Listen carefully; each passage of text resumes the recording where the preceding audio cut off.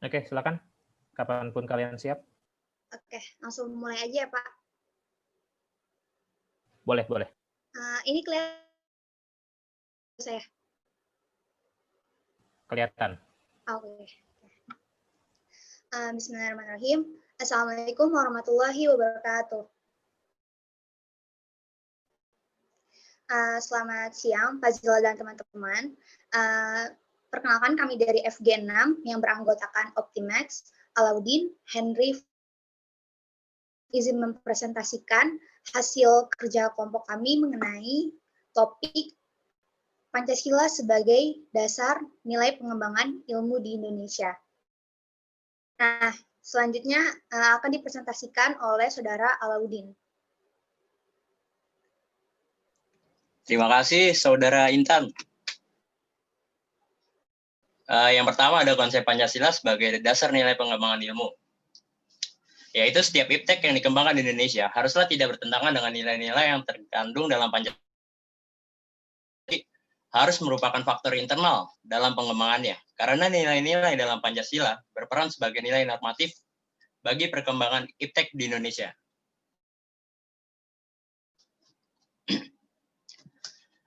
Urgensi Pancasila sebagai dasar pengembangan ilmu. 1. Pluralitas dalam kehidupan bangsa Indonesia seiring dengan kemajuan iptek menimbulkan perubahan dalam cara pandang manusia tentang kehidupan. Lalu ada perkembangan iptek yang dengan politik global ikut mengancam nilai-nilai khas dalam kehidupan bangsa Indonesia. Sangat krusial menghadirkan peran Pancasila sebagai rambu normatif pengetahuan di Indonesia. Pengembangan iptek di Indonesia harus berakar pada budaya bangsa Indonesia itu sendiri dan melibatkan partisipasi masyarakat luas. Kelima sila Pancasila merupakan pedoman bangsa dalam penyelenggaraan kehidupan bangsa dalam segala aspek, salah satunya adalah pengembangan iptek.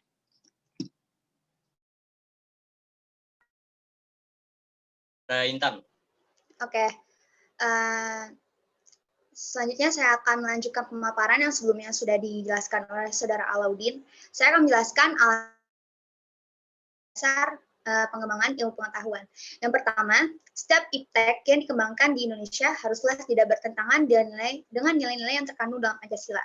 Seperti yang merupakan dasar negara kita, yaitu negara Indonesia, berarti Pancasila ini merupakan fondasi atau pedoman yang harus kita terapkan dalam setiap aspek kehidupan. Salah satunya adalah ilmu pengetahuan. Oleh karena itu, ilmu pengetahuan dan teknologi yang dikembangkan di Indonesia harus sejalan dengan Pancasila atau tidak boleh bertentangan dengan nilai-nilai yang terkandung dalam Pancasila. Setiap iptek yang dikembangkan di Indonesia harus menyertakan nilai-nilai Pancasila sebagai faktor internal pengembangan iptek itu sendiri. Nah, di sini artinya setiap ilmuwan yang akan mengembangkan ilmuwan tersebut harus memikirkan terlebih dahulu bahwa iptek tersebut memiliki faktor internal yang berhubungan dengan Pancasila sehingga tidak bertentangan dengan Pancasila itu sendiri. Nilai-nilai Pancasila berperan sebagai rambu normatif bagi pengembangan iptek di Indonesia. Nah, di sini maksudnya para ilmuwan sebelum mengembangkan iptek terbaru harus menempatkan main atau peraturan dalam pengembangan ilmu itu, sehingga para ilmuwan dalam mengembangkan ilmu tersebut tidak bertentangan dengan Pancasila itu sendiri. Setiap pengembangan iptek harus berakar dari budaya dan ideologi bangsa Indonesia sendiri, atau yang lebih dikenal dengan istilah indigeniasi ilmu atau mempribumikan ilmu. Nah, indigeniasi ilmu yang dikembangkan di negara itu sendiri atau ilmu asing yang diadaptasi sesuai dengan budaya lokal negara itu sendiri. Next.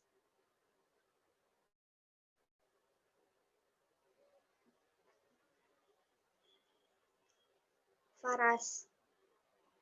Oke. Nah, selanjutnya saya akan membahas mengenai nilai pengembangan ilmu di Indonesia. Terdapat 3 sumber, yaitu sumber historis, sosiologis, dan politis. Nah, sekarang saya akan membahas sumber historis atau sumber yang berhubungan dengan yang pertama, sebagaimana tertuang dalam pembukaan UUD 1945, yaitu mencerdaskan kehidupan bangsa. Nah, dari sini kita mengetahui bahwa para pendiri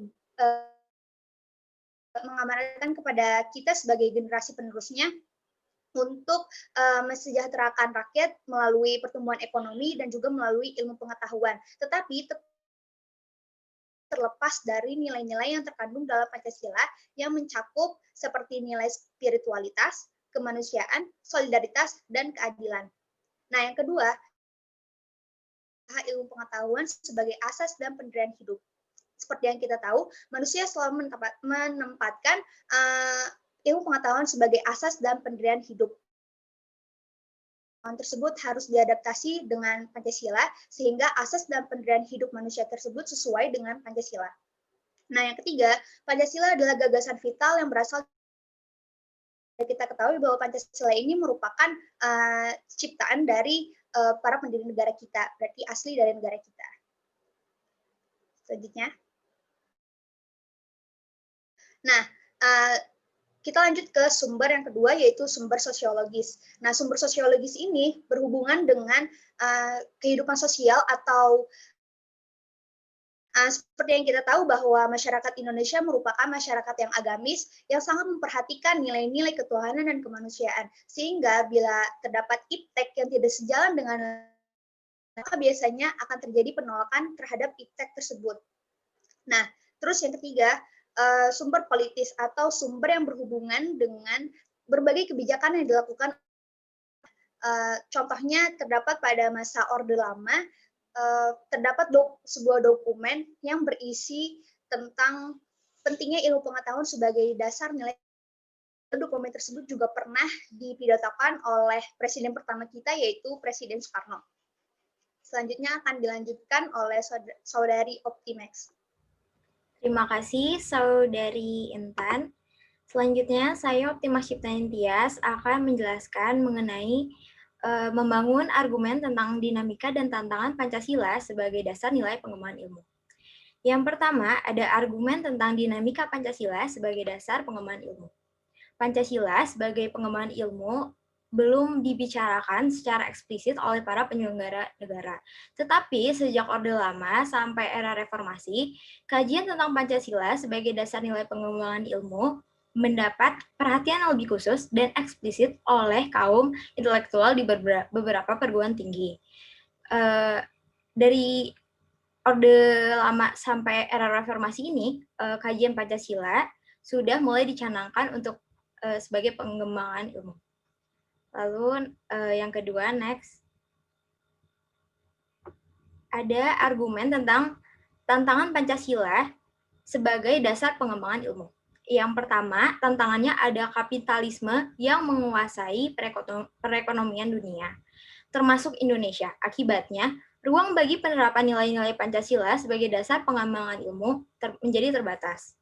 Selanjutnya, tantangan yang kedua adalah globalisasi yang menyebabkan lemahnya daya saing bangsa Indonesia dalam pengembangan iptek, sehingga Indonesia berkedudukan lebih menjadi konsumen dibandingkan dengan produsen. Selain dua hal ini, terdapat juga tantangan lain seperti konsumerisme yang menyebabkan negara Indonesia menjadi seperti pasar.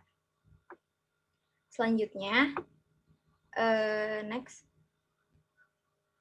Selanjutnya, dari tantangan dan dinamika Pancasila sebagai pengembangan ilmu ini, ada mendeskripsi bagaimana esensi dan urgensi Pancasila sebagai dasar nilai pengembangan ilmu untuk masa depan. Yang pertama, ada pengembangan iptek di Indonesia ini tidak berakar pada nilai-nilai budaya Indonesia sendiri, tetapi berorientasi pada Barat. Yang kedua, perkembangan iptek di Indonesia lebih berorientasi pada kebutuhan pasar, prodi-prodi yang terserap oleh pasar atau dunia industri. Yang ketiga, pengembangan iptek di Indonesia belum melibatkan masyarakat luas sehingga hanya mensejahterakan kelompok elit. Oleh karena itu, dapat disimpulkan bahwa pengembangan ilmu dan teknologi di Indonesia harus berakar pada budaya bangsa Indonesia itu sendiri dan juga harus melibatkan partisipasi masyarakat luas. Demikian presentasi dari kelompok kami. Apakah ada yang ingin bertanya?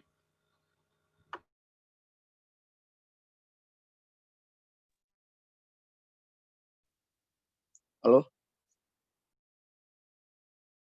Ya, Risman.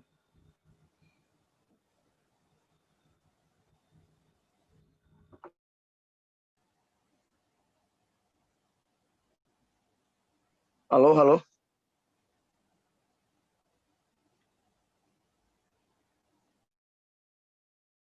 Ya, silakan. Oke, ya, Pak. Terima kasih kesempatannya. Saya Arisman dari FG4 mau bertanya terkait apa sih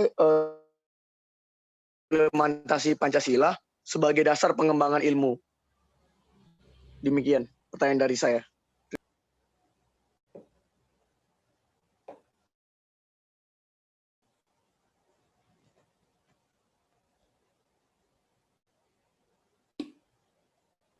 Apakah ada lagi yang ingin bertanya? Betul. Oh, ya, silakan ya. Makasih atas presentasinya. Saya Sania dari FG2 ingin bertanya. Jadi menurut kalian sila nomor berapa implementasi Pancasila sebagai dasar pengembangan ilmu? Ya, terima kasih. Satu lagi kali ya. Opi, udah angkat tangan soalnya. Saya ingin bertanya, sesuai dengan apa yang Opti jelasin tadi, konsumerisme seperti apa yang menjadikan Indonesia sebagai pasar itu seperti apa gitu contohnya?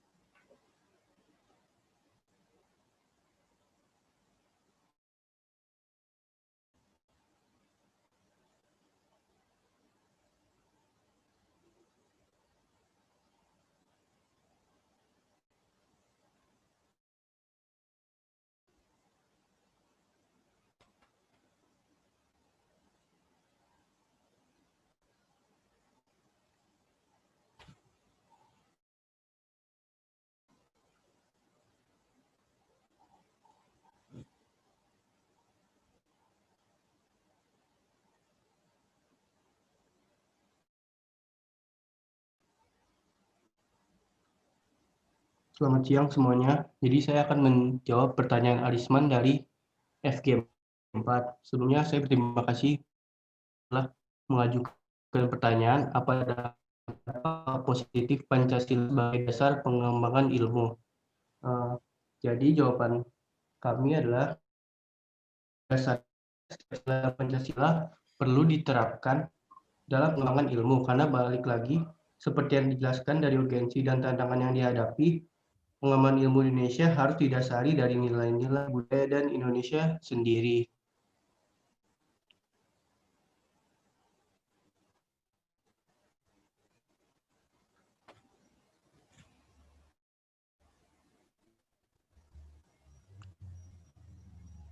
Apakah sudah jelas, Arisman? Apa tadi jawabannya gimana?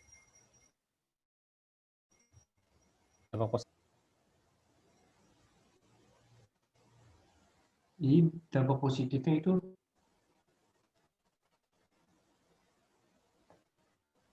tadi seperti yang kita ketahui dampaknya itu kan Pancasila itu ada banyak sekali dampak positif yang dapat kita rasakan karena Pancasila tidak terganggu oleh budaya luar, kearifan tetap bertahan mengurangi kerusakan lingkungan.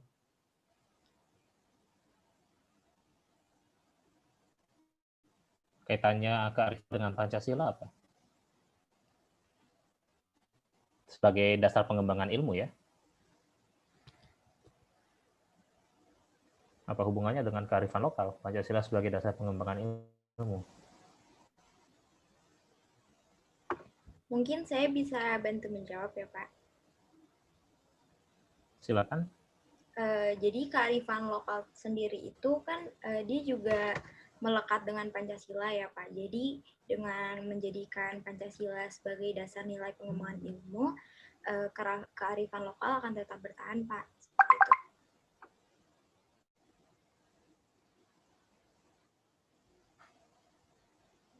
Gimana? Dengan coba tadi nyataannya apa? Kearifan lokal kan dia tuh termasuk menerapkan Pancasila juga ya Pak, dan juga melekat dengan Pancasila. Jadi dengan menerapkan Pancasila sebagai dasar nilai pengembangan ilmu, kearifan lokalnya akan tetap bertahan, tidak memudar, Pak. Contohnya bagaimana tuh? Contoh nyatanya. Kan itu sebagai dampak positif kan, berarti harusnya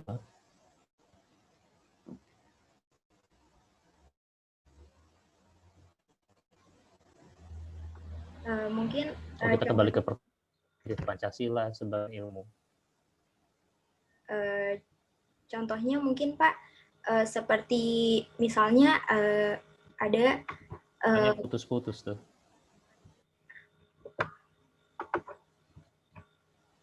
Masih putus-putus nggak Pak? Maaf. Halo? Udah nggak, udah. Mungkin Silakan, contohnya lanjutkan. Seperti ada perusahaan asing ya Pak yang ingin mendirikan perusahaan di Indonesia. Nah, biasanya tuh dia kayak hanya mementingkan profit aja, jadi nggak memikirkan kerusakan lingkungannya Pak. Terus dia kayak kalau misalnya dengan kearifan lokal kan pasti dia mementingkan lingkungannya ya Pak. Nah, contohnya seperti itu kalau misalnya menerapkan Pancasilanya Pak.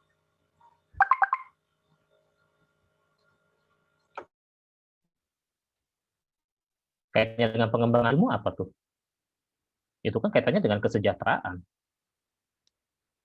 Kalau dengan pengembangan ilmu pengetahuan apa?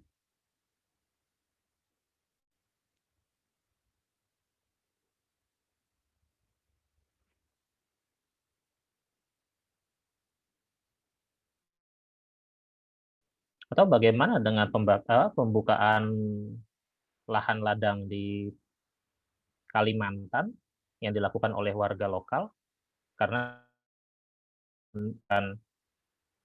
cara membuka lahan nenek moyangnya dengan cara membakar, ternyata itu malah merusak lingkungan. Kan itu juga tradisi mereka, atau bisa kita bilang sebagai bagian dari kearifan lokal juga.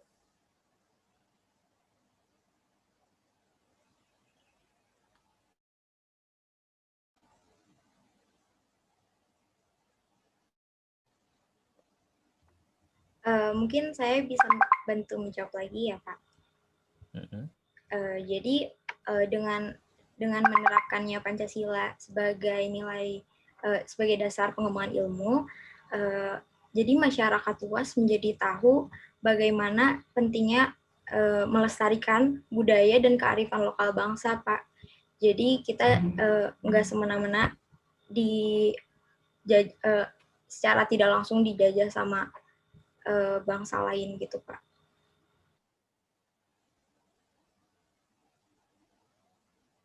Pengembangan ilmunya di mana? Bisa dikasih contoh nggak seperti apa sih yang dimaksud di sini sebagai Pancasila sebagai pengembangan ilmu? Kalau dampak positifnya seperti itu.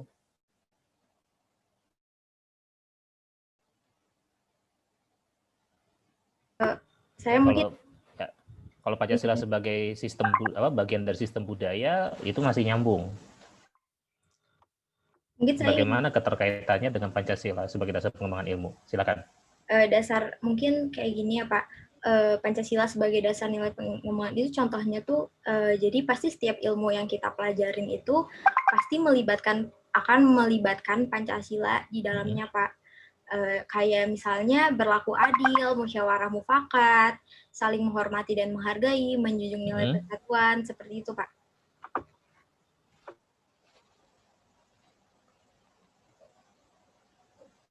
Terus?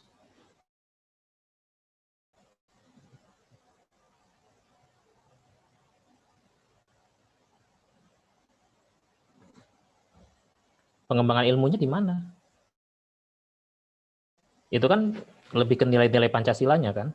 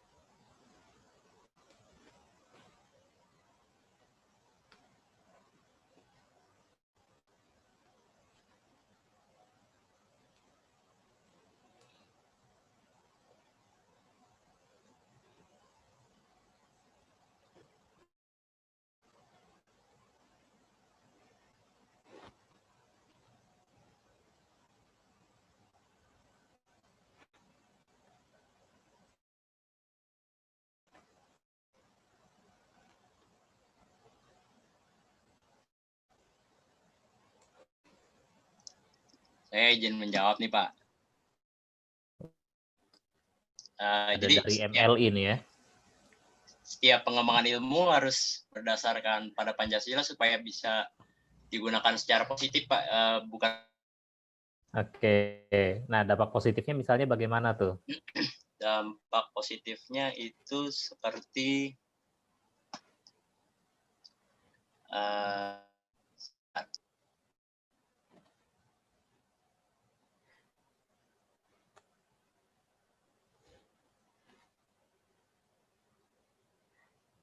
Contoh konkret aja. Yang tadi jawabannya teori banget tuh.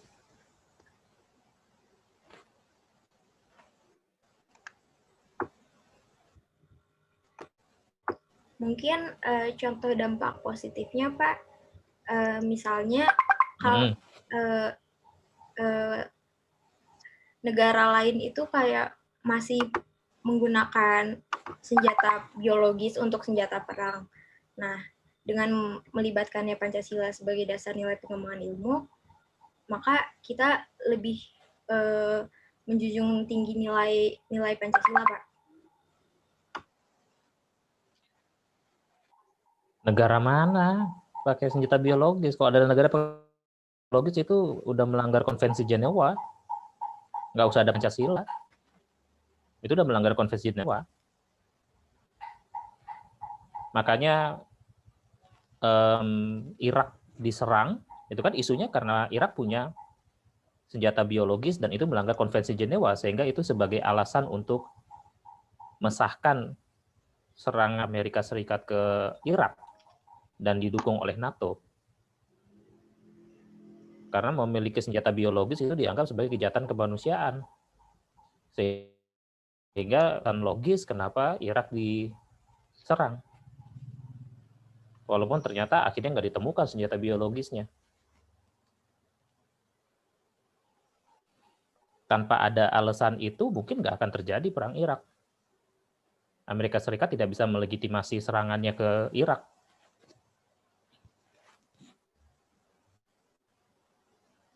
Jadi tanpa ada Pancasila, senjata biologis sudah dilarang.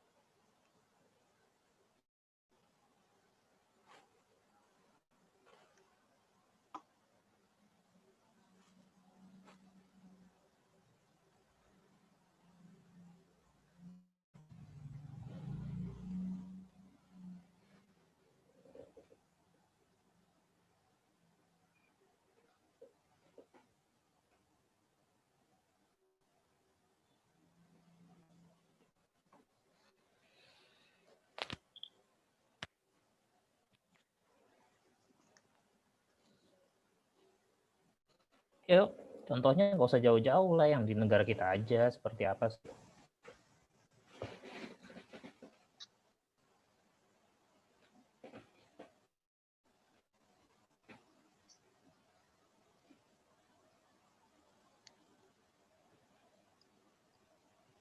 Mungkin contohnya bisa ini kali, Pak. Jadi digunakan untuk menjaga keutuhan negara, bukan untuk menjajah negara lain. Betul. Ya, dengan prinsip Pancasila, kaitannya apa? Kaitannya ini, Pak. Berarti masuknya ke kemanusiaan yang adil dan beradab, Pak. Ya, misalnya kita punya PT Pindad dalam mengembangkan teknologi persenjataan atau teknologi militer kita. Nah, dalam mengembangkan teknologi senjataan, alutsista kita itu nggak boleh bertentangan dengan Pancasila, sehingga tidak boleh digunakan atau dibeli oleh pihak asing dan digunakan untuk melakukan agresi militer yang tidak sah. Ya, karena itu bertentangan dengan Pancasila, sehingga di situ kita berperan untuk menjaga perdamaian dunia juga dengan menerapkan Pancasila di dalam ilmu pengetahuan. Nah, itu satu keterkaitan bisa lah ya kalau dengan atau tadi yang kearifan lokal. Contohnya ya, bagaimana di Kalimantan itu kepala sukunya mendapatkan penghargaan internasional karena berhasil menghentikan pembalakan liar yang terjadi bertahun-tahun di Kalimantan Timur.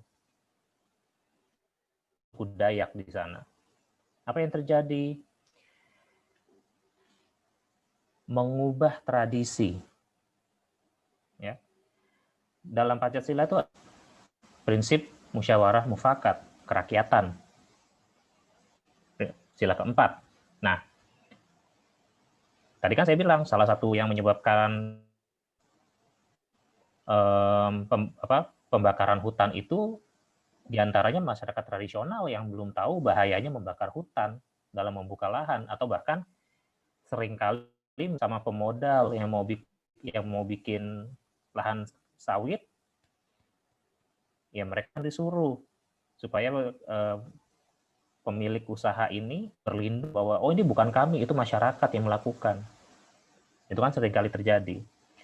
Nah, susah kalau kita bilang ke masyarakat nggak boleh bakar di lingkungan rumah kita aja. Bilang tetangga jangan bakar sampah aja susahnya minta ampun. Ya kan? Nah, pendekatan Pancasila bisa akhirnya digunakan. Bagaimana caranya?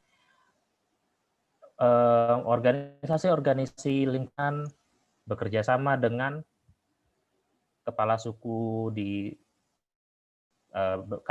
mereka bekerja sama, mereka merangkul kepala suku tersebut, menjelaskan nih bagaimana baiknya dan bagaimana dampaknya ke mereka, bagaimana kerusakan hutan itu berpengaruh terhadap kehidupan mereka. Misalnya mereka jadi susah mendapatkan sumber makanan dan seterusnya. Nah, akhirnya kepala suku tersebut lewat sistem adat menerapkan aturan-aturan yang membatasi pembakaran hutan. Ya. Nah, di mana Pancasila digunakan untuk mengembangkan ilmu sehingga ilmu tidak begitu saja dipaksakan. Kenapa nggak bisa dipaksakan? Mereka disuruh berhenti bakar nggak bisa. Itu tradisi selama bergenerasi-generasi. Ya, contoh lainnya adalah kalau kita bicara sekarang isu Papua sedang panas, pemaksaan ya dalam penerapan ilmu pengetahuan di Pancasila, di Papua dulu, waktu masih namanya Irian Jaya di eranya Soeharto. Nah, jadi demi membuat orang-orang Papua itu beradab dalam tanda kutip, ya, dengan alasan untuk membuat mereka lebih beradab, dikirimkanlah pakaian ke sana. Mereka dipaksa untuk mengenakan pakaian. Dan dipaksa secara... Jadi kalau bilang pelanggaran HAM, itu benar ada. Kalian bisa cari, ada bukunya bahkan. Di era Soeharto ya, yang sekarang sih saya belum lihat ada atau enggak. Itu ada yang nggak mau pakai baju orang modern itu tembak di tempat. Sehingga mereka... Tetapi apa yang terjadi kemudian? Yang terjadi kemudian adalah sebulan setelahnya mereka lebih memilih mati. Baju itu. Karena menurut mereka baju itu sudah disihir ya, sudah dikirimkan penyakit oleh pemerintah. Karena mereka jadi mendapatkan penyakit yang tidak pernah mereka dapatkan sebelumnya, gatal-gatal, kudis, segala macam. Apa yang terjadi? Pemaksaan ilmu pengetahuan tanpa ada prinsip-prinsip kemanusiaan. Jadi mereka tidak diajarkan dengan baik bahwa kalau sudah menggunakan baju itu harus dicuci bajunya dan seterusnya. Jadi tidak menggunakan kearifan lokal. Ya. Tapi pemaksaan pikiran orang kota kepada teman-teman kita di Papua. Beradab itu standar beradabnya kita, orang kota. Padahal standar beradab orang Papua itu luar biasa. Mereka melestarikan lingkungan. Teman saya cerita kalau waktu dia ke Papua itu dia diajak sama orang Papua tuh ke sungai untuk ngambil lobster. Harga bisa 500.000. Itu diambil secara dia ambil, dibantu, diambil lobster liar, tumbuh bisa hidup di sungai, artinya sungainya tidak tercemar. Artinya sungainya bersih. Nah, itu kan kearifan lokal itu sebagai pendamping ilmu pengetahuan itu bisa digunakan, ya. Itu contoh juga. Oke, silakan. Pertanyaan berikutnya dijawab.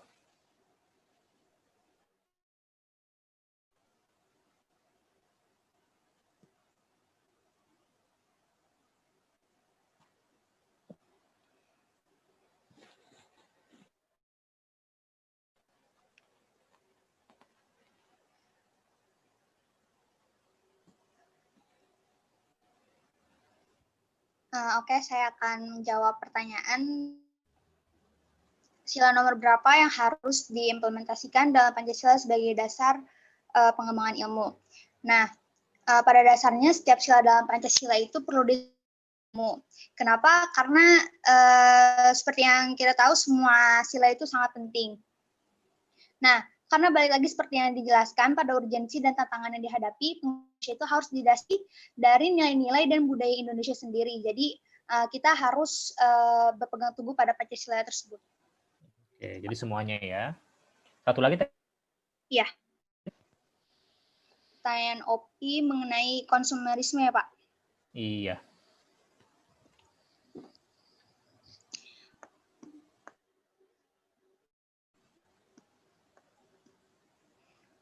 Menurut saya konsumerisme apa yang menyebabkan Opi bisa Opi coba diulang sebentar.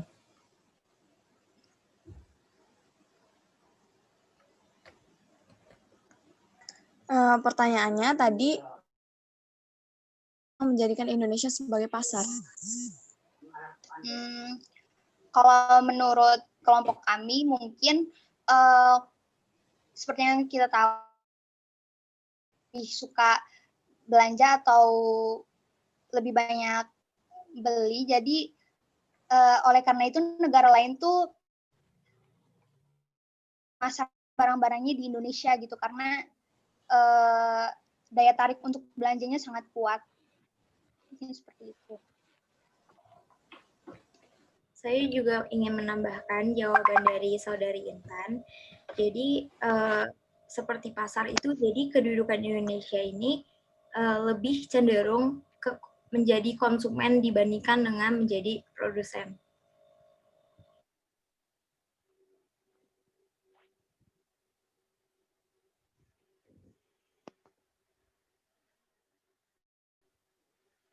Optimax sudah jawabannya? Iya, Pak. Oke. Lebih jadi konsumen. Nah, itu penyebabnya apa? Lebih kecenderung menjadi konsumen daripada menjadi produsen. Penyebabnya ini, Pak, karena masyarakat Indonesia ini cenderung melihat produk-produk dari luar negeri itu lebih bagus dibandingkan dengan produk lokal, Pak. Jadi lebih ingin mengkonsumsi dan membeli produk lokal. Karena mungkin dari tren global ya, Pak. Tren global yang trending topiknya produk-produk luar negeri, Pak.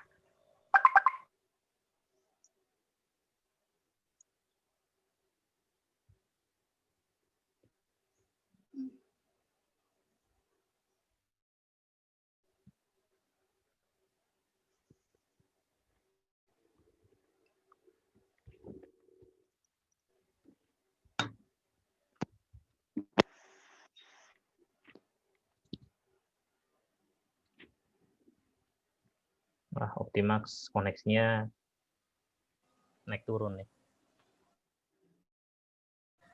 Oke.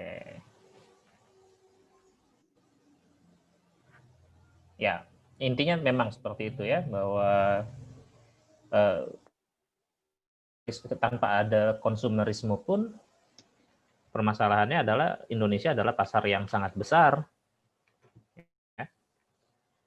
Bayangkan ada orang di Indonesia, itu kan pasar yang sangat besar, sehingga di situ menjadi sasaran empuk untuk kita bisa lihat bagaimana dengan besarnya masyarakat Indonesia yang mengakses internet saja, kita bisa menjadi pengguna Facebook nomor 4. Artinya apa? Ya, akhirnya kan kita lihat sekarang bagaimana iklan-iklan di internet itu banyak yang menyasar Indonesia. Bagaimana misalnya YouTube luar negeri, misalnya ya, itu banyak membuat versi Indonesianya, kayak kan ada Bright Side Indonesia dan segala macamnya itu. Kenapa? Karena itu pasar yang luar biasa, penonton Indonesia berapa juta. Bisa menaikkan view mereka. Nah, itu kan konsumer sudah seperti itu. Dan kedua, ya memang tadi kita terbiasa menjadi konsumen. Ya. Nah, itu salah satu dampak dari Orde Baru juga. Karena di masa Orde kita dibiasakan menjadi konsumen, tidak menjadi produsen. Kita menjual barang ke negara-negara barat, lalu kita membeli dari mereka. Seperti itu. Atau kita hanya menjadi pabrik saja. Zaman Orde Baru itu kan Nike dibuatnya di Indonesia, di Bandung. Tapi kita beli Nike nggak ke Bandung. Kita beli Nike yang sudah diimpor dari luar. Padahal kalau kita beli sepatu dari Bandung mungkin harganya sangat murah. Ya, ditambah lagi ada teori namanya postkolonial. Nah, dalam teori postkolonialisme, negara-negara bekas jajahan itu cenderung menganggap bangsa-bangsa penjajahnya sebagai patron yang memiliki kualitas lebih bagus. Jadi standarnya standar penjajah mereka. Nah, itu yang dari luar bagus pada seperti itu. Oke. Baik, silakan ditutup. FG Rima. Baik, sekian dari kami, kurang lebihnya mohon maaf. Assalamualaikum warahmatullahi wabarakatuh. Waalaikumsalam warahmatullahi wabarakatuh. Ya. Oke, ya. Jadi kita tadi